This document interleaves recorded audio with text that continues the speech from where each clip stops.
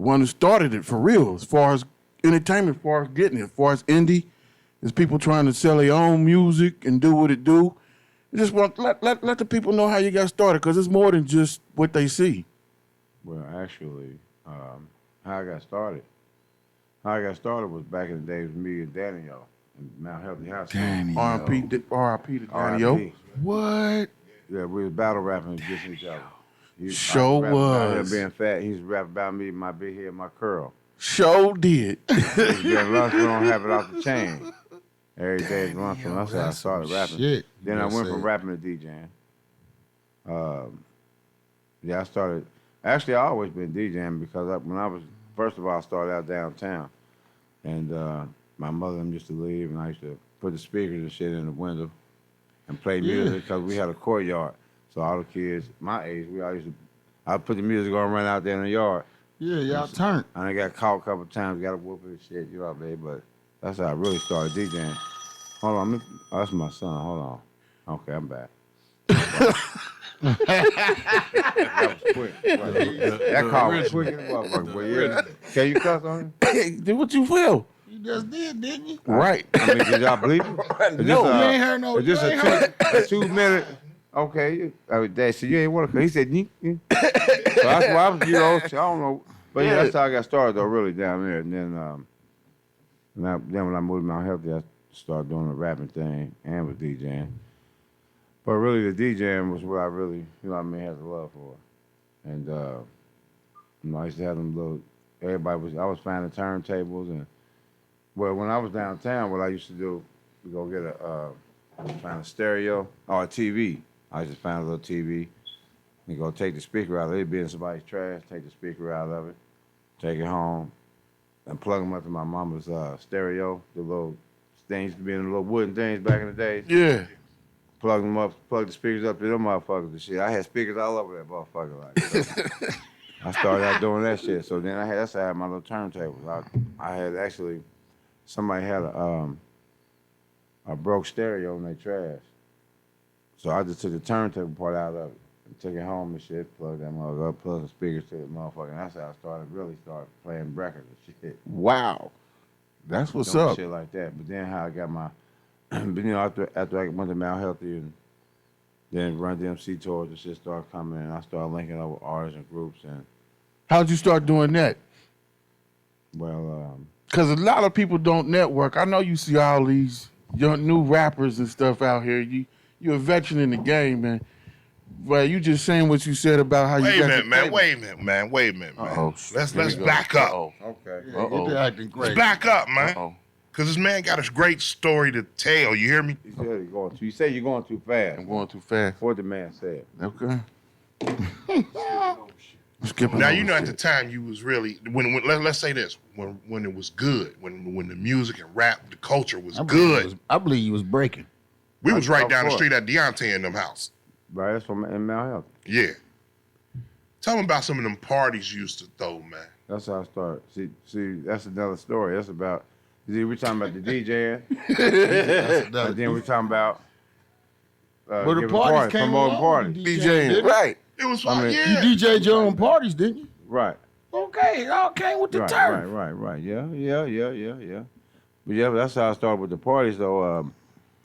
Basically, I knew a lot of people in school, so I was thinking, I asked my mama, I said, let me give a party here. So she was like, my mama, I don't know if she's from the streets or what, but she started out singing, so she was in a band, and then when I started remembering was her working at bartending a lot of bars and shit, different bars, Satisfying Place, all different type of shit, spot bar, shit like that. Right. So she was, so it seemed like she was doing that. So when I asked her I want to give a party, she was with it, just move out of furniture, put it in the back patio, all at once. So she would clear the furniture out, gave her a party. That motherfucker was packed. Then I gave about 2 or 3 more. We started fucking up her carpet and all that shit. She said it was over after that. Let me tell you a story, man. Tell me a story. We at one of your parties one day, right? Uh-huh. Me and this guy right here. Okay. We got Damn. so wasted. He was there? You was there for real? We got so It's wasted. on Bible Lane. Parties back in the day. On This Bible nigga- Lane. Bobolink. Bobolink. That's in Glencoe. The nigga pulled in somebody's driveway. What was Passed it? out. Now we in the car thinking we going somewhere. He acting like he turning around. He done pulled in the driveway and just went to sleep. The people that came, the people that came home wanting to get in their driveway, and this nigga just knocked out. They wanted to get in their driveway. Boy, they out there honking, cussing us out. We trying to wake him up.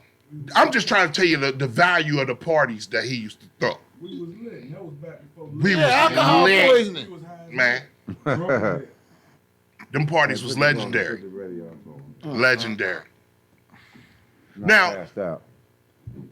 one of some of the great moments I remember with you, back in the Mount Healthy days, you coming through the high school with the 1200s, rock and Ron, shutting down the talent shows, man. Right. Now, back then, y'all was treated like stars, man. I was like one of the first guys that had 1200s here. Everybody else's was bought. They was just some You know 1100 me. niggas. You know me being from the hood, being from the street. I got mine a different way. Now, I heard, now this is real shit. I heard a story that you took them 1200s from LL and them. Is that true, man? Is that true, man? Scratch the short and say you got some of this stuff right here. He told some of that, man. Wow.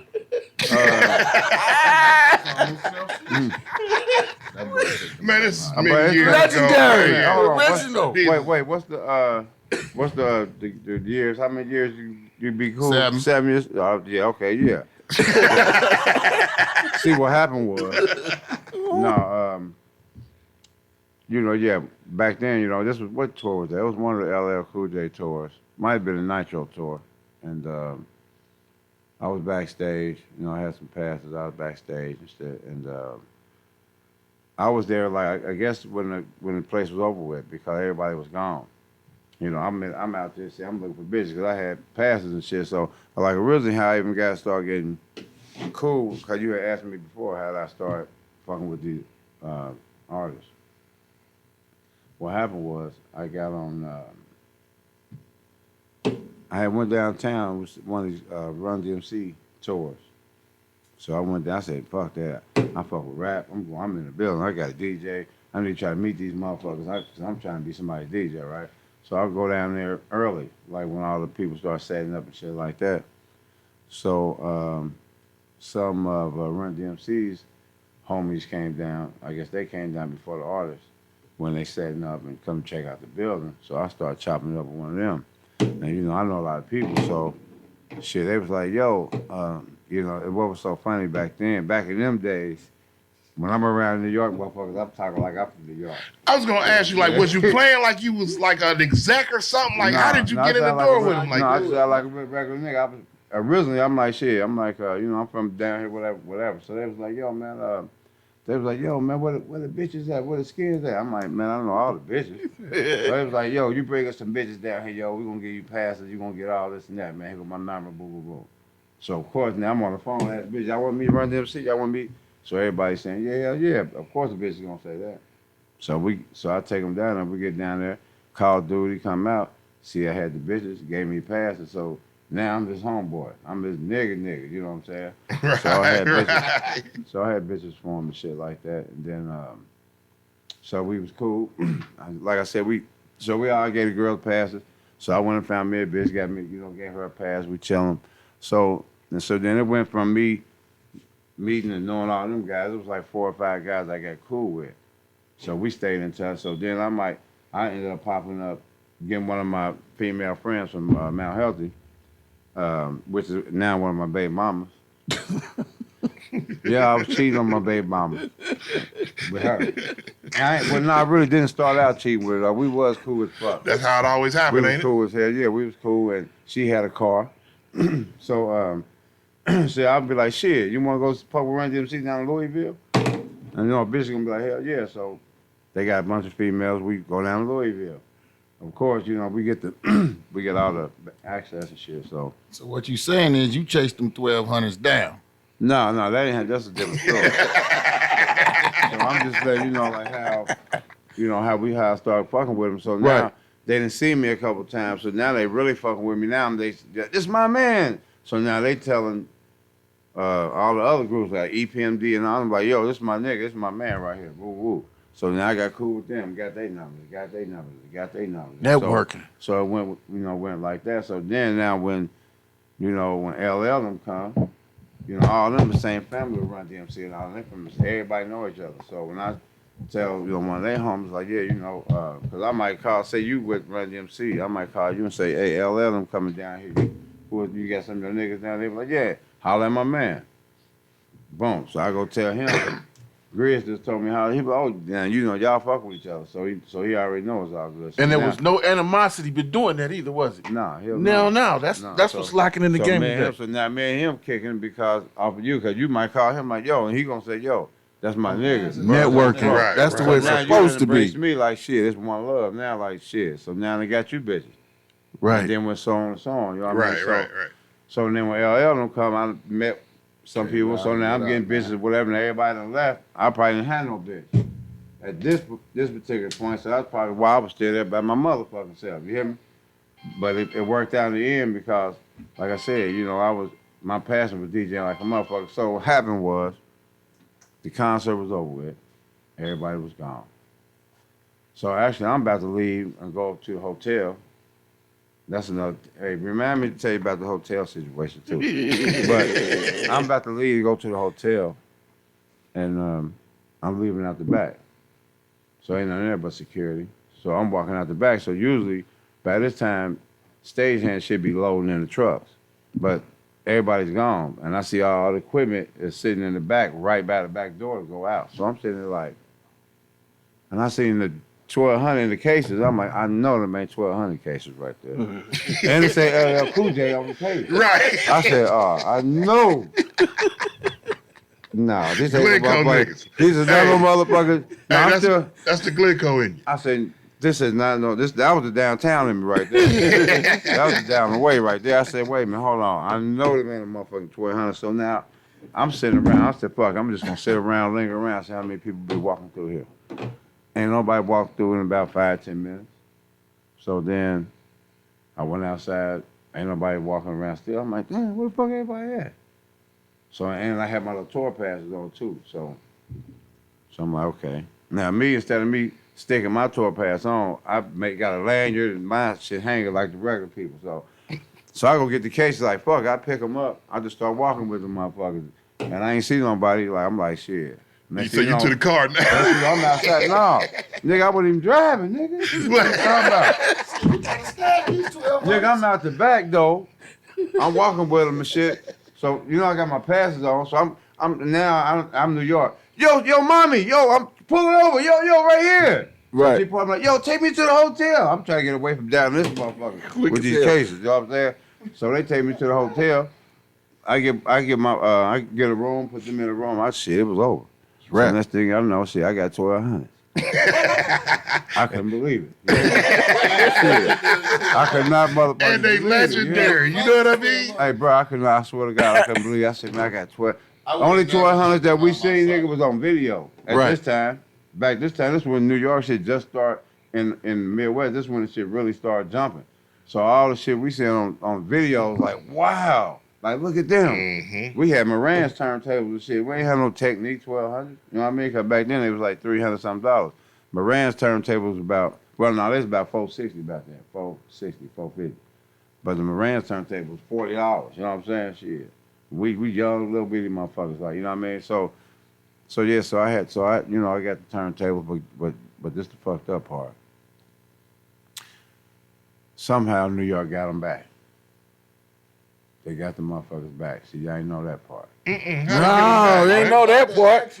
Yeah. The New York got them back. But see, my grandmother, she lived in Boston. So I'm like, shit, I got the 1,200s now. I mean, you got adjusted to them. I'm cold with this shit. So I'm like, I'm finna make it as a DJ. I'm in Cincinnati, man. There's no way in the world I'm gonna be able to keep going back and forth to New York. I ain't got no money. Like, you know what I mean? Y'all back then wasn't no selling dope like that, shit like that. Well, not for me like that. So, so I'm like, man, my grandmother lived in Boston. So I called my mom. I said, Mom, look, ask grandma can I come live with her. It'd be easier for me. It's only like an hour from Boston to New York. You know, so I'm saying I can get there from that. So she called my grandmother. My grandmother said I can come. Get on the Greyhound. Boom. Put all my records and shit. I stacked all the records inside my turntables. Did all that in the cases. I mean, I'm on my way. I got and now my shit say DJ Fresh. I done spray painted over they shit and put my shit on there like how theirs was professional. My shit say DJ Fresh on it. Yeah. So whoever in New York got my shit, I want my shit back. So what they get it from the? So look. So I'm on the bus. So I'm on the bus. So we got to change over in motherfucking Port Authority. That's like motherfucking Lincoln Heights. Right. You know what I'm saying? That's like motherfucking Top Lot. We got to switch over buses. So when we got to switch over buses, Port Authority it's a big ass station. So the layover was maybe like about an hour and a half. So I'm like, oh yeah, okay. I'm gonna get to go walk around New York, check New York out on the way to Boston. So what they do is they switch all the luggage over to the next bus. So I come back, get on a new bus, all the shit been switched over, boom. Get to Boston. Your shit ain't in there. Where my turntables at? They tell me, well, I was gonna be on the next bus. I sit there and wait for that motherfucker 2 hours, like, shit, all right. Right. Cause my grandma like, what you doing? I'm like, hey, my other luggage ain't here yet. This is the whole reason why I'm going to Boston. Right. Next bus, no turntable. No turntables. Well, what happened? So Did they have to buy you next some new bus- shit or? So the next bus, they said call us tomorrow, man. But whatever. I said, okay. So of course, I don't have no receipt for them. Right. So they said, what we're gonna do is, you said you had this in there, blah blah blah. We're gonna give you $365. Wow. So that's what they gave me. They gave me $365. I was mad as fuck, but then I said, fuck it, I ain't paid for them anyway. So, but I'm gonna say, them motherfuckers got them back, man. I was mad as hell, you hear me? But you know, That was that's karma legendary. shit. That's karma. Yeah, that shit yeah. happened. That's what happened. Now you mentioned working with the. But I said, let me tell you about the God hotel bless. shit. Check, this was some other shit. This is some more downtown shit right here. I was for real about making this shit. Like, now this is some shit you ain't know about either. Now I told you I got cool with Run DMC and them, right? Oh man, it was I think it was the Tougher Than Leather tour. I had to call my man Taquan and Eddie Bo from down the way. Man, this is shit I don't know. I was being from Mount Healthy too, man. I was a smart motherfucker too for being downtown. You had ghetto. I was corporate thug. We're gonna say that. You feel me? Nigga, it was a tour going on. They came here to Cincinnati. And so we all kicked it with them. They were staying at the hotel across the street from on top of Windows. All right. Mhm. So, boom. What we did was we all stayed there. We all we kicking it. So when everybody left, somebody in one of their rooms had left a tour book in the room, but this tour book had like all the information, all the information as far as everything from sound alikes to insurance to every city they going to, all this shit. So that right there, that was one of the things that kind of inspired me to doing promoting, because back in the days, he was doing those tours with Al Haymon. And who he had, his right-hand man was Suge Knight's brother, you know what I'm saying? And one day somebody had told me, I was asking like, how much do the artists make? They was like, well, running them might make 100,000. They was like, well, Al Haymon, he gonna make about 500,000 to 800. I'm like, huh? So I'm in the wrong business. Fuck DJing, shit, they getting paid more than the artists. I need to be in promoting shit. Fuck that. So that's what inspired me to want to promote concerts. Is what I seen when Al Haymon was getting millions back in the 80s. Like, he had sponsorships and all that shit. Like, you know what I mean? And if y'all don't know who Al Haymon is, he's the guy behind AB right now in his fights. All of them. So that's who they report to. Like, all the time you used to see the tours, the New Edition tour, my Boys and Men's tour, all that was all Al Haymon. All them tours, big ass tours was all Al. Most of them was all Al Haymon. You know what I'm saying? So I found the book. So what I did was, so now I see all these cities. So I asked old girl again, cause for one, we ain't gotta pay for to get in none of these shows now. So I asked her, I said, hey, y'all wanna go on the road? Shit, we're gonna go on this Run DMC tour. I said, we're gonna hit about 4 or 5 cities. Shit, she was like, shit, hell yeah. So it was me, the female, which is my baby mama, one of my baby mamas. Me, her, my best friend, and a couple other cats.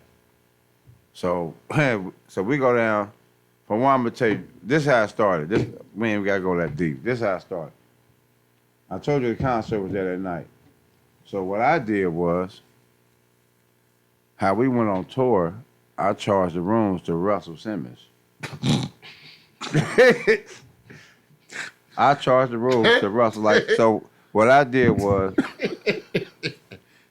I seen him work because it worked in Cincinnati. Cause shit, we was staying across the street from Cincinnati. And I forgot what that was then. And, you know, them rooms was costing back then, like $150 a night back then in the 80s. Right. So that night, that's like $250, $300 now. Right. So shit, so I was like, I went up to the desk, like I had my tour passes on and shit. So I'm like, now I'm in New York now. I'm like, yo, excuse me. She was like, yeah. I'm like, oh yeah, I need another room. She was like, I'm sorry. I said, yeah, I need another room. I need another room, put it on the list. She was like, yo. She was like, what? I said, on Simmons, put it on Russell. Yeah, we on the tour. She's like, oh, okay, yeah, you need another. I said, matter of fact, I need 2 rooms. So she printed out 2 tickets. She printed out 2 keys and gave them to me. I'm like, get the fuck out of here. This shit did not just work. It was that easy. I said, oh, hell no. So now I'm calling bitch, hey, y'all want to go on tour, bitch? It's on the floor. All we need is gas money and food. You notice. Wow. But, so now here we go. We went to Louisville, motherfucking Alabama. We went to Chattanooga. We went every motherfucking where.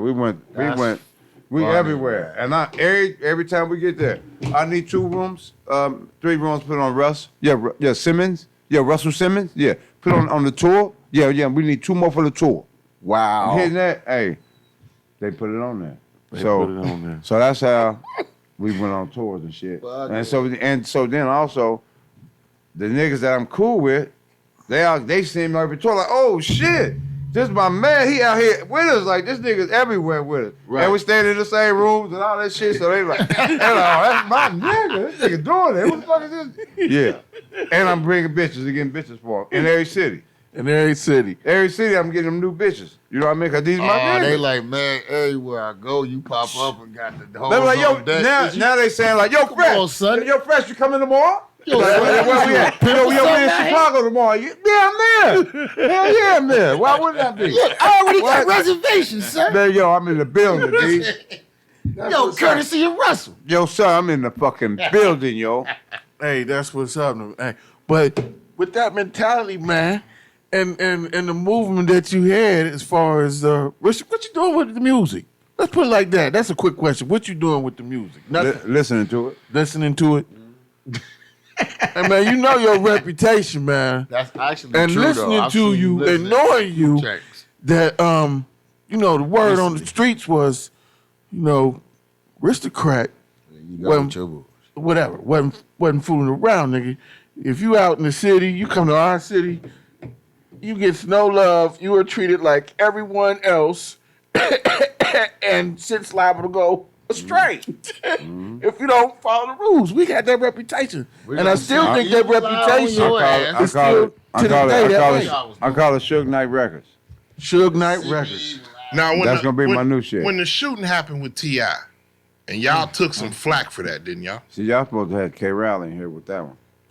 K.Riley. You know what's funny? Questions? You want to know what's funny? That night, Fresh. But I mean, it was in the streets that like y'all did. I was with Nut Skeet that night. We was supposed to met Riley and them up there, and we didn't even go. We ended up passed out in the hood. But what was you saying? What was the real story behind what happened that night, man? Like the real story, the part that I know of, is this. I was it was my party. I gave that the party. It was my party. What happened was, we was working on the K.Riley project, and we've been traveling around the world. So by the time we get to Atlanta, I ended up I got connected with Grand Hustle. So I got connected with Clay and them, and actually we was trying to get T.I. We was gonna get T.I. to do a feature, but they told me that we weren't gonna be able to get it cleared. Like we'll do it, but we won't be able to get it cleared. So I'm like, that don't make sense to do it then. But so they said, well, you know, we can give you Country Kane, Big Country Kane, and they let us hear his shit. And I'm like, shit, he got fired. I don't know why T.I. didn't put that nigga out there like that, like he's supposed to. But that Big Country Kane, he got some shit. You hear me? I got it. Now this was back in 06, 07, 06, 05, 06. That Big Country Kane, that shit that I heard in the studio, I just knew he was gonna be the next to blow that, like, for real. Like, Big Country Kane was a bad motherfucker. So the shit they let us hear, I'm like, shit, hell yeah. So I'm telling my partner Reese, like, shit. That might be why he ain't came. So- Shout out to Reese. So I'm like, hell yeah. Yeah, I said, hell yeah. Free my homie, Iceberg Ferg. Iceberg, Little fire. bruh, You know, little bruh. You know, call it R.P. right now. Kev. Yeah, so it's me and him. So I'm telling him like, shit, hell yeah. I said, that Big Country Kane bad motherfucker. So Riley heard it. Riley basically I think Riley was more or less like, I mean, yeah, he hot, But but he it ain't ain't but it ain't promising that if he gonna blow or they gonna put him out or nothing. So ain't you know, so he rather do something with somebody that's like we was gonna do, like him, Gucci, whatever. Right. So we had ended up getting that relationship. So I ended up hearing about T.I. was coming to town, and T.I. and Young Draw. So all the advertisement I kept hearing, but I never heard nobody saying nothing about an after party. So with that being said, I heard I have the party about Young Draw now at the Ritz. Young Draw at the Ritz, Young Draw. I'm like, damn, ain't nobody gonna do T.I.? This don't make fucking sense. That's stupid. So I ended up calling him because we got a relationship. So I called him and I talked to him and shit. And he was like, I'm gonna keep it real with you, bro. You know, Tip don't even do after parties. This gonna be his first one. He don't do after parties. He don't fuck with them, blah, blah, blah. He said, but what the problem is, the reason why we considering it is because every city we going to, the promoter is promoting the T.I. Young Draw after party and it's selling out because everybody think T.I. gonna be there. So it's misleading to the people. So what we can do is, fuck it, we can go ahead and do it. We're gonna go ahead and do it, and it's on the floor. I'm like, okay. So we come up with a price.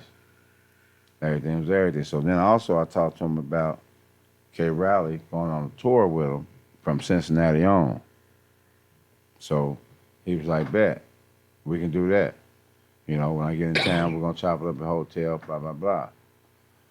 So that's how we got that situation. So I called Drew, like, I said, Drew, I got T.I. for the after party. Like, what's happening? He was like, man, you sure? Because we got Young Draw. I said, okay, well, I'm going to take T.I. somewhere else. I mean, you know I'm calling you first because I got a relationship with you. I fuck with you. Ain't they on the same label? Why he under him? But he didn't know, because everybody said they got something or got something, it didn't. You know what I'm saying? So he just basically was saying, because like I told you, apparently T.I. wasn't doing after party. So I'm pretty sure they reached out first with T.I. Right. They probably said, no, he's not doing that. You know what I'm saying? So they said, okay, we give us Dro. So they got Dro.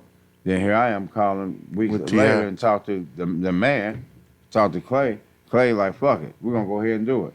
Because everybody eating off us. And then everybody mad because T.I. ain't showing up. But T.I. ain't scheduled to show up, but everybody think he's coming because of how they putting this shit on the flyer. Right. So fuck it, we're going to go ahead and do it. So now I tell Drew, yeah, I got it. So he was like, man, show me the contract. And fuck it, we're gonna do it. I said, okay. So I show him the contract. And we set it up. So, you know, Drew was more or less, he was saying, well, can we still do something with Drew? And I'm like, I don't need Drew. I'm cool. But Drew was like, fuck it, I pay him. So we do that. So now part of the T.I. night, I'm gonna take a small part of the blame. I'm gonna take a part of the blame. A little bit. But really was more or less T.I. fault that how the shit escalated to where it did. But what happened was, the part of the blame that I take, you know, I was kind of thirsty of that day because for that T.I. shit, everybody was calling. You know what I'm saying? And usually, you know, you let about 2 or 3 groups on open up. About 3 groups open up. And the artist before the headline is going to pay the big ticket. Just make an example. Let's say the artist is coming on right before the headline and pay $1,500. Everybody else might pay $300. You know what I'm saying? Maybe 5 or something. I'm just making an example. So, but at this point in time, everybody that was opening up was paying everybody's paying $1,500. With no problem. So I'm like, shit. So I ended up done booked 6 acts, then paid $1,500. You know what I'm saying? Instead of me, you know what I'm saying? So really, I should have kept it to 3. Right. So I had maybe 6, 7 acts gonna open up because everybody paying. Right. So I'm taking the money. Some of us calling. Right. Some of us saying, I give you 2,000. Right. Now, this ain't the actual ticket, Right, but I right, make right. an example. But it was on high tickets. Like today, somebody might be saying 4,000. Man, let me open up before G. I give you 4 bands. Then I'm like, hell yeah. Then after that, he called and say, I got 4 bands. Come on, he called, I got 4 bands. He 8 boom up, I got 4. Oh, running. Shit, now that's gonna pay for the artist there. I mean, come on. So it was on some of that shit, which I shouldn't have did that because it still sold out crazy anyway. But you know what I mean? But you know, being in promotion, that's what it's about, getting paid, getting this money. But that was being greedy right there. So what I did was, what happened, I had rolled up a schedule. I put together who was coming on, what times. And the way I had it set up was, really it was kind of too early because people was coming from going to the Ritz late night. So I might have had it set for the artist to start performing at 12, which ain't nobody starting to come in until 1:15. So when 12 came, we were like, all right, first artist, what is they? I'm like, man, shit, I ain't going on, bro. I done paid my money, ain't nobody in here. I done paid 4,000. You want me to perform in front of 8 people, bro? It's a wrap. Right. So I understood that. So now I'm like, okay, I just gotta wait till people start coming. Now 1 o'clock roll around, there's a line, everybody coming in. Now I'm an hour behind, and now I'm getting the show started. So as the show going, and now it's about 1 o'clock. Now I done talked to T.I. and them because they was at Bogart, so you know that's an early show. You know, that's Bogart, so that's an early show, right? So they're gonna be done about 11. So they don't know that this is a late night club, so they call me like, what time you want to come up there? So I'm telling them, you know, come up there. I said, it's a late night club. Y'all come about 2:30, 2 o'clock. Right. So they like, bet. It's So till 4, right? so now 1 o'clock come, I'm getting people on. Now 1:30, 1:45, T.I. them calling me, what's up, yo? You ready? What's up? They want me to come settle up with them to bring the money, the rest of the money. So I'm like, we good? I'm like, we good. I got you. But I really can't leave because it's so packed. I mean, there's so much shit going on now. I can't leave because motherfuckers coming, everything really going on. You gotta So- watch the bread. So now, here it is, almost 2 o'clock. So now they calling me again, like, bro, what's up? What's up?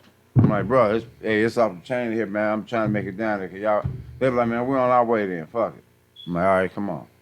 So now they on their way. Now, mind you, the reason why I'm even doing this party, and by the way, this is the first time I even told anybody about this shit for real. Appreciate Right. that, I'm man. keeping it 100 though. Let me give a round of applause for Fresh Okay. keeping it.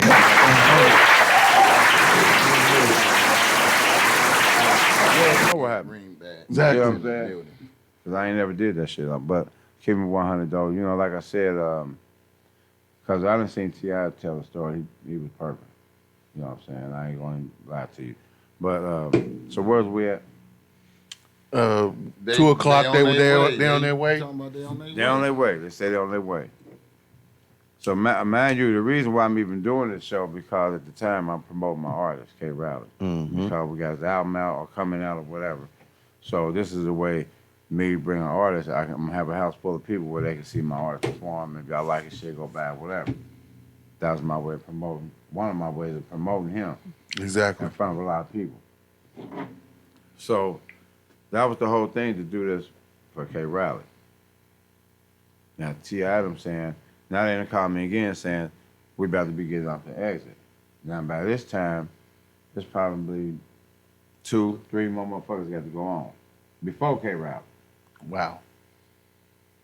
So I'm like, okay. So we getting off the exit.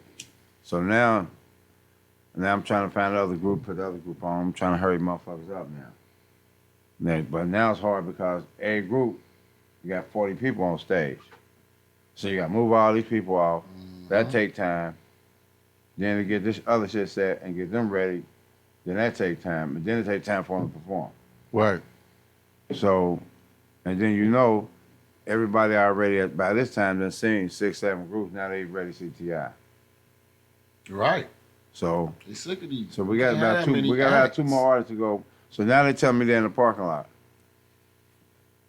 Okay, rally still ain't going on. Now it's about the last person about to go off. Now I still gotta get K.Riley on. So they tell me they're in the parking lot. I'm like, all right, come on. I said, I'm getting the set up, getting the security and all that.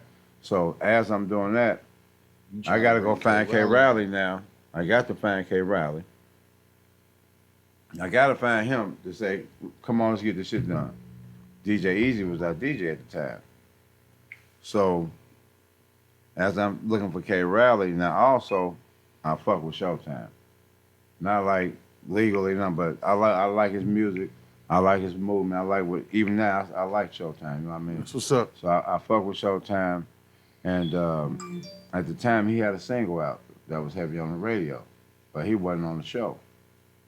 So as I got to go find K.Riley, Showtime just standing there and shit. So being an artist, me being in the entertainment business, I know he want to perform. You know what I'm saying? You being an artist, Right. you love right. to perform, you love to rap, so I know you want to perform.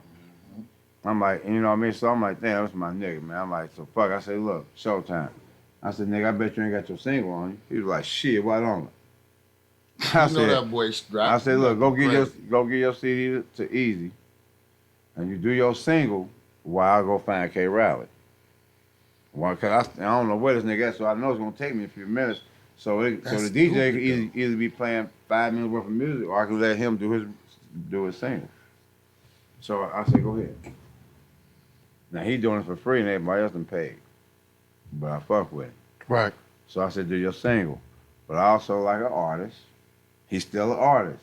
You still want to try to squeeze in What? 100 on. songs. So when I go, so by the time I get get to K.Riley, when I'm coming back, he done did a couple songs. He going.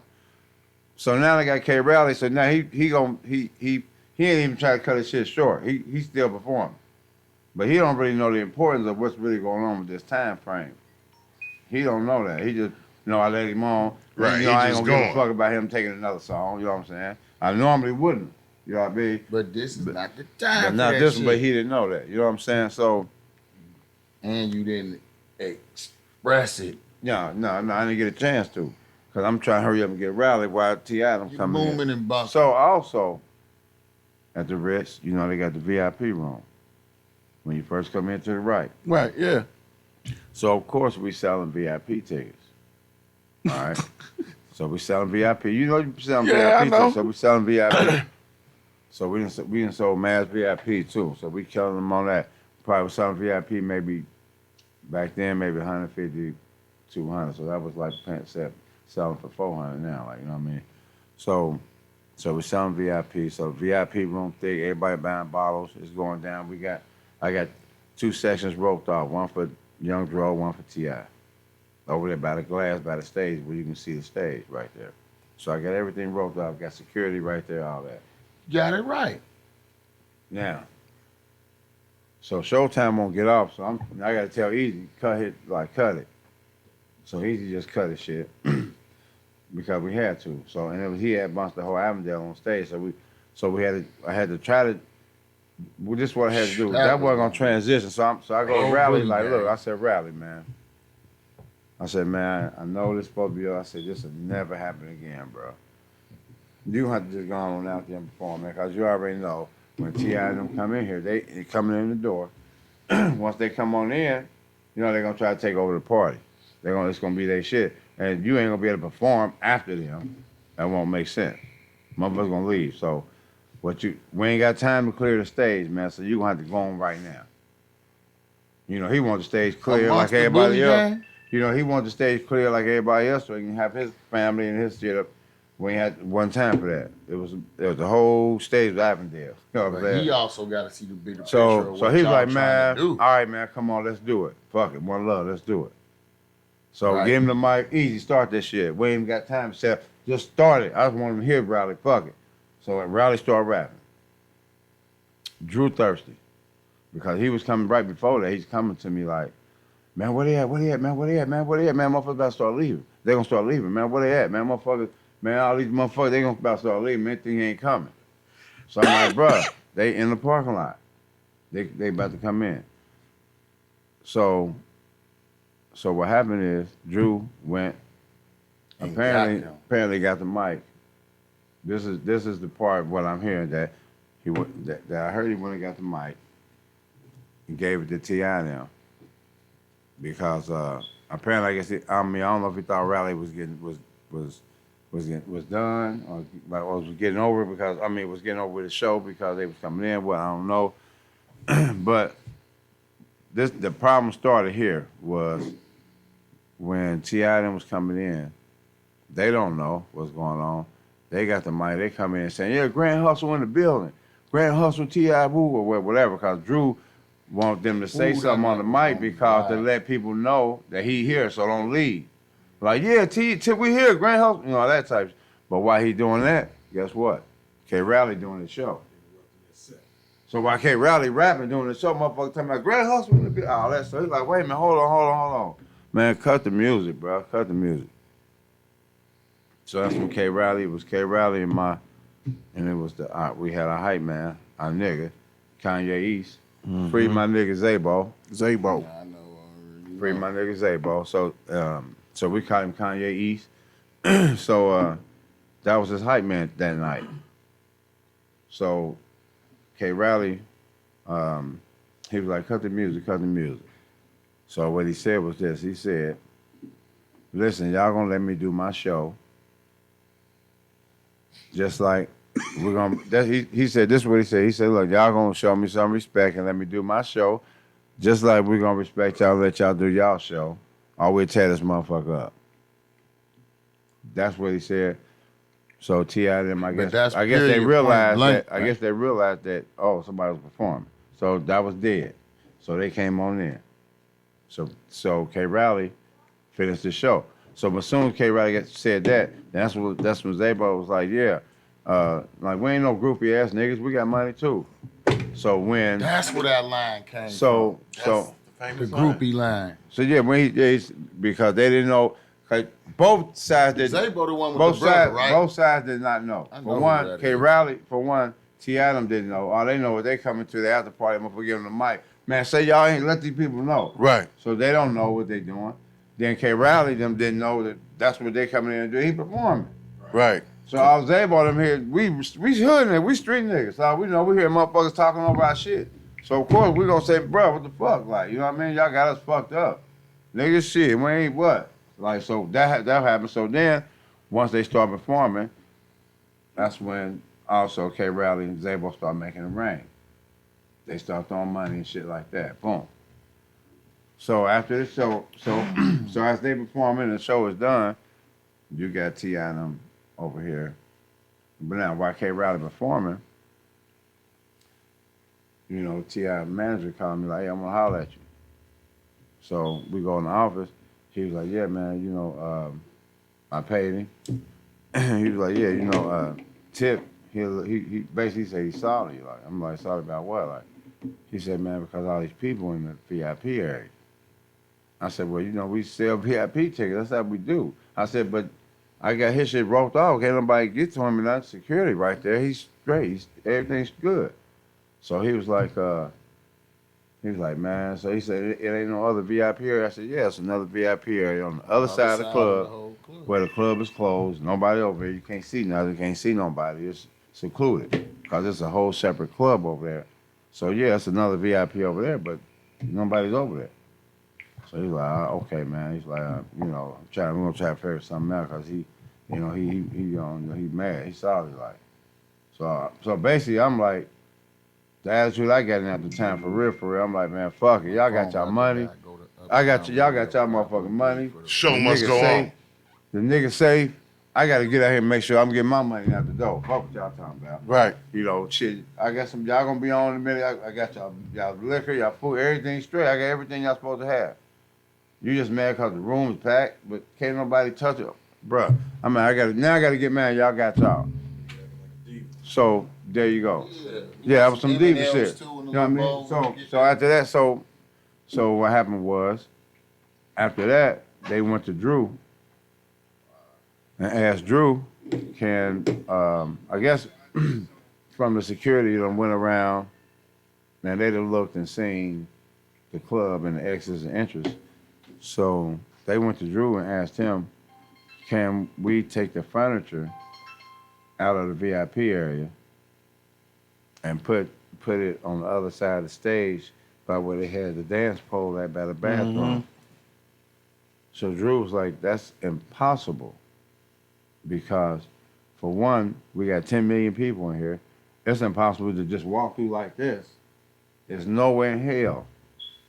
I can walk through here with some furniture. Nowhere in hell my security can take the furniture all the way on the other side of the club. That's not gonna happen. That ain't gonna happen. It ain't gonna happen. We got 1 million people in here. That's like trying to carry some VIP furniture through nephews on Saturday night. No, sir. No, Friday. You can't do it. That ain't gonna happen. That ain't gonna happen. So Drew told him, no, that's not gonna happen. That ain't gonna happen. He said, and then also, let me explain this to you. Also, the way we designed the club, we have the VIP area designed to be close to the entrance. So if there's ever a melee, we're gonna make sure the artists get out safely and get straight on out. You want to go all the way. But away you all from your tucked safety. over here, in the corner by the bathroom. That's definitely not a safe haven to be in. There's no exit route, there's nothing. That's nothing. You might not make it to the door. So, Not here. so Drew told him no, and he told him no because of that. So, okay. Now, also, what happened was, so T.I. them, I guess, I thought everybody felt like he got cool, everything was cool. So him and Dro came out, they came out together, they kicked it, they did a few songs. So I'm on stage, and at the time Jesse was on stage. And so it was Hold a on. table, it was a table. Jesse. It was a table on stage. Yeah, Jesse was on stage. Jesse, Reese boy, Jesse Masters. I know you. So he was on stage. We was on stage. So while they performing, T.I. ended up saying, now Jesse was drunk, I'm gonna admit that. T.I. ended up saying, I'm about to bar out all the white liquor. And Jesse drunk, he had a bankroll. This right here is what I feel like T.I. felt like we was on, niggas on some bullshit. Because T.I. saying I'm buying all the liquor, all the white liquor.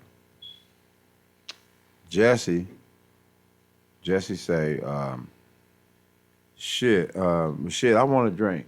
Like, I want to drink. Shit, we got money, I got money. Shit, what's up? I want to drink some of this shit, I got money. So Jesse pulled out a bankroll. So T.I. was like, bruh, homeboy, put your money up, man. You ain't got to do that, man. Go on and drink, bruh. Go on and drink. You ain't got to do that. So I'm sitting there feeling some type of way, like, why is he doing that? Like, you know what I mean? I'm just keeping it real. That's how I felt at the time. So T.I. was like, man, you ain't got to do that. Just, man, put your money up, man. You got on and drink, bro. Like, you know what I mean? So Jesse like, all right. So Jesse went ahead and started making the drink. One of the T.I. niggas came over there like, shit, what's up? Basically like, shit, like, what you talking about? So Jesse basically like, nigga, that ain't nothing. So he threw $100 out there like, that ain't nothing. And, dude took the money, whatever. So after that, T.I. kept performing. When the performance was over, instead of T.I. going back, Remedial. instead of T.I. going back into the VIP room, he still went on ahead, jumped over the wall to the DJ booth and over the wall down there to where the pole is, where that dance pole was. So when he did that, everybody on stage, security and all that, they all ran around into the bathrooms. So his security went over there and blocked the wall, made it like a human wall, so couldn't nobody get to where T.I. was. Now, what I'm hearing happened after that, because I didn't actually see this part, but what I'm hearing that happened after that part was Jesse was over there drinking with him. I was told and was telling, I guess, Zabo, come over here, whatever. Come over here with us, whatever. And so I heard Zabo came over there to him. Now this security guard told me that, and I knew him from the Run DMC tour. Right. He was their head of security. Now he was gonna try to handle the situation differently. But where the problem came in is that T.I. ended up trying to handle the situation itself and not letting The security do their handle it. job. So security tells me that, T.I. security tell me that he say, man, your man came over there trying to get through. I told him, nah. We can't get over there. It's T.I. VIP. He said, your man was like, no, this ain't no VIP area. VIP is over there. He's like, man, this is my city. We here every night. This ain't VIP. It's the bathrooms, and this ain't VIP over here. So he said, I ain't gonna lie. He said, me and him was going back and forth. He said, but on the outside looking in, it looked like your man was punking me out. He said, but he wasn't. We was going back and forth. He said the next thing was what I was gonna do. I was gonna have y'all security put him out, or we was gonna leave. It was gonna be either or, because we knew that he was with y'all because he was on stage, and he knew K.Riley was my artist, because right before they came to the hotel, we met at the hotel. I gave them all K.Riley CDs, and they gave us a copy of the tours and what dates we going on, all this kind of stuff. That's crazy. So they was gonna let us go on the tour That's with him. deep. It is. So he knew that dude was with us. So he said, well, security knew that. So he said, well, man, my thing, what I was gonna do from my tour experience is either we knew he was connected, so we knew that it's either I was gonna say, well, he was gonna leave, brother, or we're gonna leave. But he said before I can do that, apparently T.I. looked over and saw us arguing, and like I said, it looked like your man was punking me out. So T.I. came over there and started standing his ground like, bro, what's up? What's up, partner? What's up? So now him and Zabo arguing. And I already know. Zabo ain't the he one. ain't See, finna be T.I. playing didn't know. no games. See, T.I. didn't know who he was fucking with. That he was fucking with a G from the straight And hood. niggas that had had like all the 1,000 people guns. behind him. You know what I mean? He got all the pill heads and all the street had- niggas behind him. You feel me? So T.I. arguing with him, and it came. I heard that it came down to the point where T.I. said, "Nigga, fuck you." Zabo said, "Fuck you." And when he said that, T.I. security hit Zabo in the head. with the chair or something. No, he hit Zabo in the head. You gonna tell the story? I'm gonna tell it. I was asking. Right, man. You ain't asked me. Quit You being told the me. narrator, man. Sit back. Man, just finish the story, man. But you gonna let me? Man, we ain't gonna play these games. We don't gotta keep I just said. entertaining all that. man. We ain't Go gonna ahead, entertain. You gonna let me? man. Go ahead. All right, then. I'm saying though. Stop playing. Sugar man. Night Records, man. I just told you. Man. Look, we're not I gonna just do told this you, on man. air, man. But I I just don't told play you. like that, man. I just told you Just though. play, B. Huh? I don't play like that. Okay, I just told you though, man. I don't play either. Nigga, I'm 50 for a reason. Don't you fuck around over here. But Man, dig here. look. So like I was trying to say. Man, it made me forget what the fuck we was at, man. When the point of the story is, I think that's 'cause you- shit all up. So, I think that's oh that yeah, this 50, is what he B. did. What he did was when he said fuck, when Zabo said fuck you back, T.I. security hit Zabo in the head with a case of Heineken bottles and split his shit open. That's what started the fight. So how we get the fucked up repercussion behind this, that wasn't on purpose though. When the fight started, it was going down. DJ Easy seen like he was niggas from our camp fighting. So Easy was like, Fresh, Reese, man, that's aristocrat over there fighting. Get them whole ass niggas. So now everybody in the club hears that's aristocrat over there fighting, and then the next day on the news you hear one of the T.I. people dead. So then that's what made motherfuckers feel like, oh man, they was on some jealous ass shit. Fuck that. It had nothing to do with nobody throwing no money, and somebody threw money back. None of that. It happened like I just told you. That it went from the words fuck you, his security, shh. And then it went from that. And then when they say, when Easy got on the mic and said, Reezy Press, that's aristocrat fighting over there, the whole downtown swarmed on him. So that's how that happened. Downtown So then it swarmed gets on to him. the streets. Downtown swarmed on him. They let T Adam out of the side of the club, the other side of the club that was dead. Everybody was running outside, trying to get outside, whatever. And then that's, you know, you heard gunshots. Now, I can't get into details of that part. Right. Man, but it's glad to hear the real story, man, not just all the rumors. And Rumors, shit, you know put it what to I mean? bed. And K.Riley can give you a little bit more detail because he gonna tell you the parts that were, damn. I'm gonna keep it real.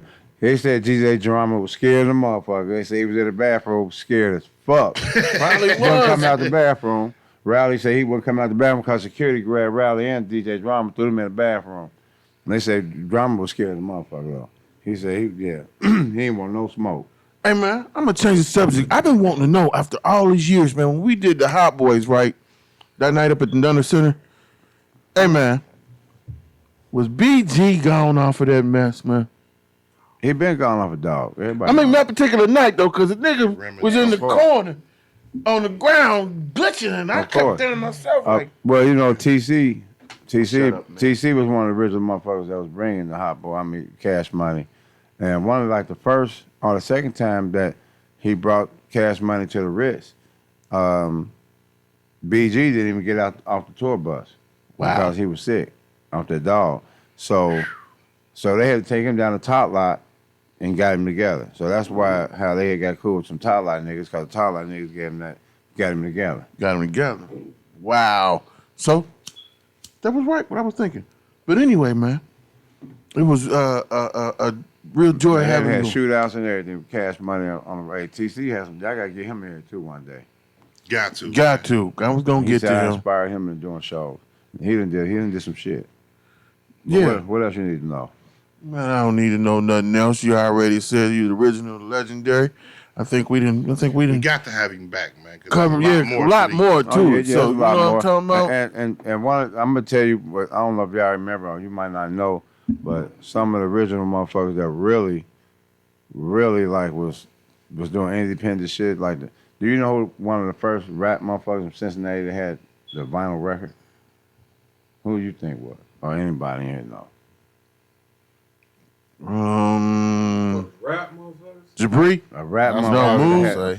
a rap motherfucker had a vinyl record. An actual independent motherfucker had a vinyl They used to record. make them here. Yeah. I don't know. I would say rap guy. I would have to say somebody Local. from Local. Mood, somebody from that era. Nah, Jabri. it was before then. It Jabri. had to be. Before Jabri. I would go back to the Rock and Ron in them days. No, you close though. Daniel? You even close. You really close now. But you probably don't know this guy though. You don't know either. One of the first guys that had a motherfucking vinyl record, independent, was this light-skinned rapper dude named Supersonic Sid. I remember him. What? I remember the name. Supersonic Sid. I remember that. And then it was Daniel. Then Daniel had the first wax too. That's what's up. Then Drag Not Wax. Hey, That's man, when I before did we Drag go, Not man, Wax. like, because that y'all two was like damn near, y'all was icons in the city. You and that guy. That was like Batman and Robin. You and Daniel. Mhm. Well, give me a day in the lab with y'all, man. Give me a picture of that vibe, man. Oh no, we had fun though. I can tell you about a quick thing we did one time. A lot of us a few groups that kind of had some success that I had something to do with, like Cold Premier. Cold Crush, Cold Premier DJ now. You got Cold Premier, you got OTR Click. You know what I'm saying? And you know, you got Shane from Cold Premier. You know, he did a lot of shit out there. What was your question? You and Danny. Oh Yeah, man, with Daniel. Danny I'm gonna tell you a story. One thing about me. Daniel was funny as hell. It was me. That's why I say Cold Premier, because at the time, Cold Premier was our dancers. It was Cold Crush. Yeah. And Daniel had a show. This was my first out of town show. He had a show for us in Cleveland. Daniel had a van or something, and it was cold as fuck. I'm talking about it was January, some shit like that. It was cold as motherfucker. We went up. We got to Cleveland. We went up there and did the show. Had a ball. On the way back, the van break down. Motherfucking engine blew, man. I said, wow, that shit was crazy. And Shane and them, man, we had to tell that story, man. You and doing them- Shane Sparks, right? Yeah, Shane Sparks and them, I had a cousin in Cleveland. So I told my cousin what happened so we can come over at least spend the night so we can get on the bus tomorrow. So my cousin let us come over there, man. She wouldn't let Shane and them stay there. She was putting them out that night, man. That shit was crazy, man. You gotta let this shit was crazy, man. I felt bad as a motherfucker. Like, Look, you gotta go. Crazy, We got some place to stay. Right. Look, that shit was crazy. they say it's a motel about 6 blocks down. That's what's up, man. That's what's up. That's funny. So appreciate you coming out here, man, and taking the time. It was real enjoyable. You know what I'm talking about? We're gonna have you on here again. Thank y'all for tuning in. You know what I'm talking about? We're gonna get with y'all next week. Have somebody else in here. To make it happen. And make Where it happen. Cardi at? Tell myself Thank what you. up, though. He on Fridays. What up to all y'all, though? What up to everybody in here? Bruno, everybody. Appreciate you coming, bro. Griswold. Yes, you know what sir. I'm saying? You already know. And my nigga from my party back in the day. Some in there? Hey, man, I gave him that name, man. Griswold, man. You got to tell him that, too, man. You ain't tell him that, did you? That's just one of many personalities. I gave him that name, man. All right, we'll see y'all next week. Next week. That's what it is. Rocking with radio. 513.com.